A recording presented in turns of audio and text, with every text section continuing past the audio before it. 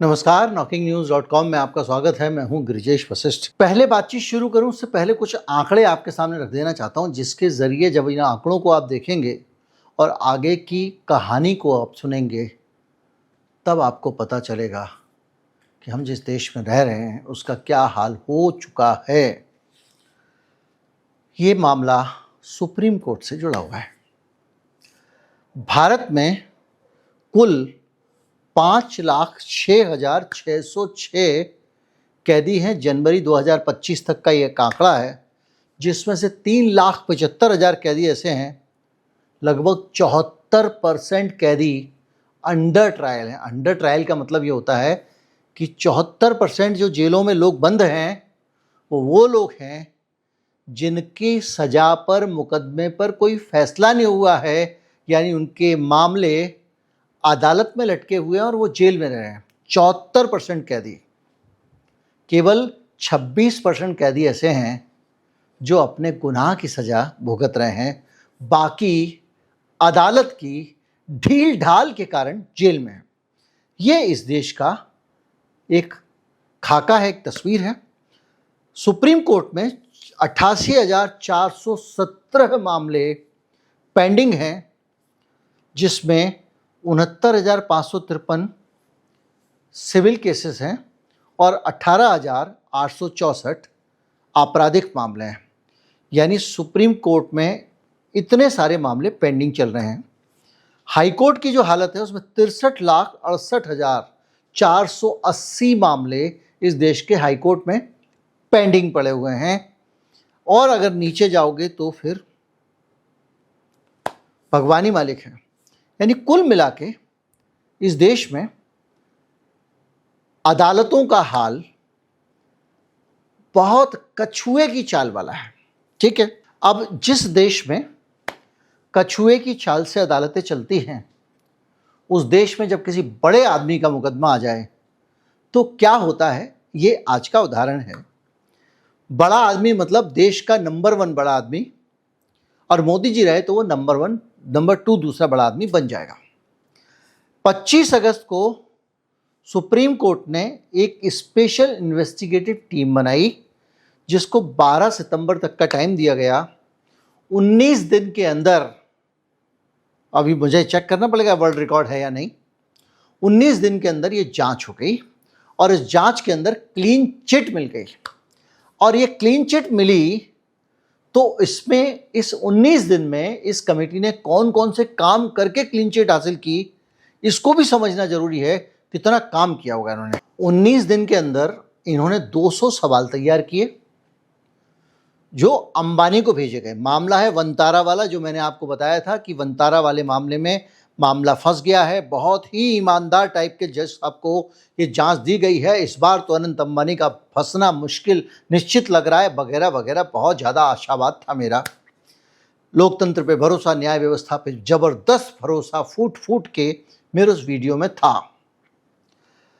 अब जो रिपोर्ट आई है उसमें उनको क्लीन चिट मिल गई है। मैंने आपको बताया 19 दिन लगाए जांच में। इस 19 दिन में 200 के करीब सवाल लिख के भेजे गए और 200 सवालों के जवाब सबूतों, तथ्यों इत्यादि इत्यादि के साथ, एनेक्सर्स के साथ, अनुलग्नकों के साथ जांच कमेटी के पास आ गए। जांच कमेटी ने उन सारे 200 सवालों के जवाब का अध्ययन भी कर लिया। अब भी रुको, ये तो सिर्फ सवाल हैं। इसके अलावा इस एसआईटी ने 3 दिन का दौरा भी किया वंतारा का, जाके वहाँ के अस्पताल देखे, क्वारंटीन सुविधाएं देखी, वगैरह वगैरह। और इसके साथ साथ इसमें 16 केंद्रीय एजेंसियों को शामिल किया गया था। उन एजेंसियों ने भी झटपट इन 20 दिन के अंदर काम किया, जिसमें सीबीआई थी, ईडी थी, कस्टम था, वन विभाग था। इसके अलावा वन को लेकर जो और भी गंभीर टाइप के कुछ डिपार्टमेंट है जो जंगल के कानून से जुड़े हुए मामलों में कार्रवाई करते हैं, वो सब इस 19 दिन में रिपोर्ट देके फटाफट, सोचिए सरकार के 16 विभाग, सरकारी विभाग, एक ठो राशन कार्ड बनवाने में आपका तेल निकल जाता है। 200 बिंदुओं का जवाब मैंने आपको बता दिया। इसके अलावा एसआईटी ने जानवरों की ट्रांसफर, वित्तीय रिकॉर्ड, पशु चिकित्सा देखरेख और कानूनी अनुमतियों से संबंधित दस्तावेजों की गहन जांच भी की है 19 दिन के अंदर। इसके साथ साथ एसआईटी की जांच के लिए जो 16 एजेंसियां हैं उनसे समन्वय किया, और उसमें वन्यजीव अपराध नियंत्रण ब्यूरो, राजस्व खुफिया निदेशालय यानी डीआरआई जो होता है, directorate of revenue intelligence, customs, Gujarat police, सब उससे 16 एजेंसियों से पूछताछ भी की है इसी 19 दिन के अंदर। वन विभाग, त्रिपुरा, अरुणाचल प्रदेश, असम, इन सारे वन विभागों से कोऑर्डिनेशन भी हुआ है 19 दिन में, और जो इंटरनेशनल ट्रांसफर हुए जानवरों के उससे संबंधित सारी जांचें भी कर ली गई हैं। और इसके बाद में एक रिपोर्ट दी गई सुप्रीम कोर्ट को, और सुप्रीम कोर्ट को ये 19 दिन में जो रिपोर्ट दी गई है, सुप्रीम कोर्ट ने 3 दिन में उस रिपोर्ट को कहा कि हाँ भाई रिपोर्ट आ गई है, कोई अनंत अंबानी गलती नहीं है, क्लीन चिट। और ये लोग जो थे, जिन लोगों ने याचिका लगाई थी, सब अनुमान लगा के इन्होंने आरोप लगाए। तो एक बात और कही सुप्रीम कोर्ट ने, अब इस मामले की अंतिम बार सुनवाई होगी, इस पर आगे बात नहीं होगी। अब आप सोचिए कि 19 दिन में चमत्कार हुआ, तो जो चमत्कार कर रहे हैं, जो इस देश की न्याय व्यवस्था की रफ्तार दे सकते हैं, आप सोचिए ना, इतने पेंडिंग मामले हैं, और इतने पेंडिंग मामलों को अगर इतनी जल्दी जल्दी सुलझा लिया जाए तो कैसे देश स्वर्ग बन जाएगा, न्याय तत्काल मिल जाएगा। जो लोग कहते हैं न्याय में देरी है न्याय के बराबर है, उनको भी जवाब मिल जाएगा। तो हमको जानना जरूरी है कि इस कमेटी में कौन कौन लोग थे जिन्होंने 19 दिन में चमत्कार किया है, ताकि आपको आगे के लिए पता रहे कि इस देश में कौन लोग हैं जो बहुत ज़्यादा एफिशिएंट हैं, और जिनको कभी मौका मिले तो न्याय व्यवस्था सुधारने का मौका देना चाहिए। कमेटी के चीफ थे जस्टिस चेलमेश्वर। जस्टिस चेलमेश्वर उन लोगों में से हैं जिन न्यायाधीशों ने बाकायदा चीफ जस्टिस के खिलाफ एक प्रेस कॉन्फ्रेंस की थी, गोगोई साहब समेत जो थे 4, उनमें से एक ये भी थे। इन्होंने इसके अलावा जो मुख्य न्यायाधीश हैं, पूर्व मुख्य न्यायाधीश उच्च न्यायालय के राघवेंद्र चौहान, वो भी थे। मुंबई के पुलिस के पूर्व आयुक्त हेमंत नागरले थे, और अतिरिक्त सीमा शुल्क आयुक्त अनीश गुप्ता थे। ये 4 लोग इस कमेटी के मेंबर थे जिन्होंने 19 दिन में वो कर दिखाया जो हमको लग ही नहीं रहा कि इतनी आसानी से कोई कर सकता था। खैर, इनको जो जांच के लिए दिया गया था वो क्या क्या जांच करनी थी, ये जो इन्होंने काम किया और उनको क्या मैंडेट दिया गया था, इसको समझिए। भारत और विदेश से जो जानवर यहाँ इकट्ठे किए गए थे और उनके बारे में ये जानकारी देना।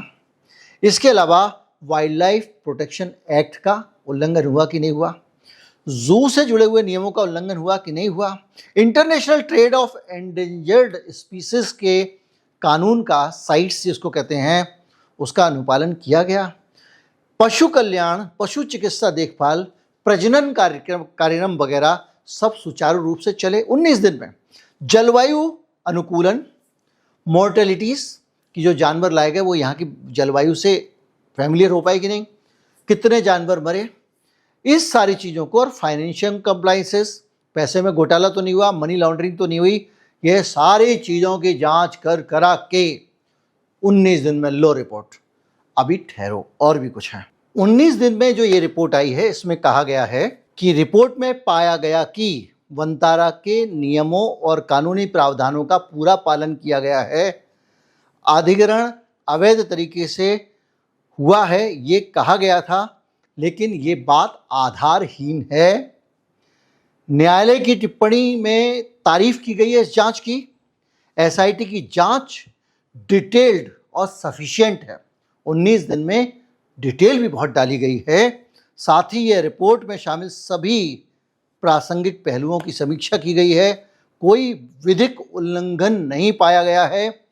वक्त और संसाधन की जो उपलब्धता थी उसके लिए हरीश साल्वे ने कहा कि सारे रिकॉर्ड इनको धड़ाधड़ उपलब्ध करा। अब जब 16 एजेंसियां सब काम छोड़ के ही लगी होंगी, लगी रही तो इससे अंदाज़ा लगा लीजिए। और जो PIL वगैरह जो थी उनको लेकर इनको सब अनदेखी कर दी गई। अब जो इस पे सवाल उठ रहे हैं भाई, इस पे जो आपत्तियां हैं, लोगों का कहना है भाई कर कैसे लिया ये चमत्कार, अब बताओ इतनी जल्दी काम किया है, उस पर भी लोगों को ऐतराज़ है। तो ये जानना ज़रूरी है कि भाई ये काम जल्दी किया है, तो इस जल्दी वाले काम पे इतनी जल्दी जो रिहाई दी है, उनको क्लीन चिट दी है। आपको पूरा डिटेल अगर चाहिए हो ना कि क्या इस पर आपत्ति आती है तो मेरा वीडियो देख लेना, अभी हफ्ता भर पहले का ही है, हफ्ता नहीं 15 दिन पहले का होगा। इसमें यह कहा जा रहा है कि 19 दिन में जब इतने व्यापक आरोप हो, लंबी लिस्ट हो, जांच कैसे हो सकती है जिसमें अंतर्राष्ट्रीय आवाजाही, वित्तीय दस्तावेज, वेलफेयर की शिकायतें, ये सब भाई जो याचिका लेके जाता है वो भी कुछ कागज लगाता है ना, वो हैं। और ये भी है कि जो फॉरेस्ट गवाह हैं, फॉरेस्ट और वाइल्ड लाइफ विभागों के रिकॉर्ड हैं, ये सब 19 दिन में कैसे देख लिए, ये सारा डाटा कैसे आ गया, और स्वतंत्र जो पर्यवेक्षक हैं, विशेषज्ञ हैं, उनकी क्या पूरी तरह से उनसे भी बात की गई, क्या सार्वजनिक निरीक्षण और गोपनीयता को प्राथमिकता दी गई, क्योंकि ये जो रिपोर्ट आई है उसमें बहुत सारी चीजें गोपनीय रखी गई हैं, ये सीक्रेट है जी, हमें बताएंगे। ये सीक्रेसी का नया चलन आया 2014 के बाद। बंद लिफाफे में सुप्रीम कोर्ट के पास रिपोर्ट जाती है और उस रिपोर्ट के कुछ बिंदु पब्लिक में एक्सपोज हो चुके कि वो झूठे थे, जिस पे क्लीन चिट दी गई थी राफेल पे। ये लोकतंत्र है, ट्रांसपेरेंसी का ये हाल है। वंतारा की अगर जांच हो रही है तो बंद लिफाफे में हो रही है। सबसे बड़ी बात यह है कि एक रिपोर्ट आई है जो कहती है कि 16 अलग अलग एजेंसियों ने अगर इसको शामिल किया गया तो शिकायतें गंभीर थी, जांच विस्तृत होनी चाहिए थी। ये भी कहा गया कि जो PIL दाखिल जिन्होंने किया, जो गवाह थे, उनसे पूरी तरह जांच नहीं की गई, सत्यापित करने में समय लगता है। ये तमाम सारी बातें कही जा रही हैं। द वायर ने भी इस पर रिपोर्ट छाप दी है। बहरहाल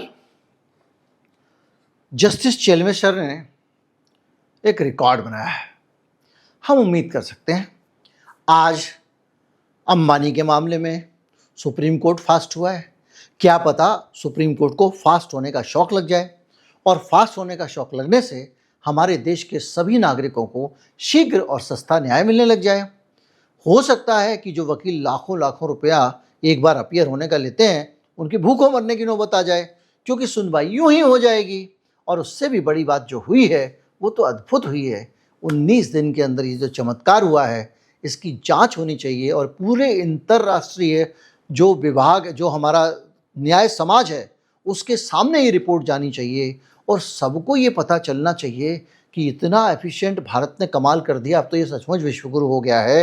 ये केस स्टडी होनी चाहिए, इसको कॉलेज यूनिवर्सिटीज़ में पढ़ाया जाना चाहिए, लॉ कॉलेजेस में पढ़ाया जाना चाहिए, ताकि सबको पता चले कि देखो कितनी जल्दी न्याय दिया जा सकता है, और वो भले ही अंबानी को सही। और न्याय भी ऐसा वैसा न्याय नहीं, उसमें सब सटासट क्लीन चिट है। और जैसे ही रिपोर्ट आई है ना, रिपोर्ट के 3 दिन के अंदर सुप्रीम कोर्ट ने क्लीन चिट भी दे दी। आप देखो, एक से एक चमत्कार, एक से एक चमत्कार। और देखिए, वो तो बहुत ही ईमानदार जज साहब हैं, तो मैं पहले भी आपको बता चुका हूं। तो बहरहाल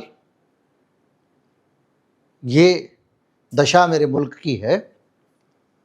न्याय भी चेहरे देखकर होता है। नमस्कार, जय हिंद।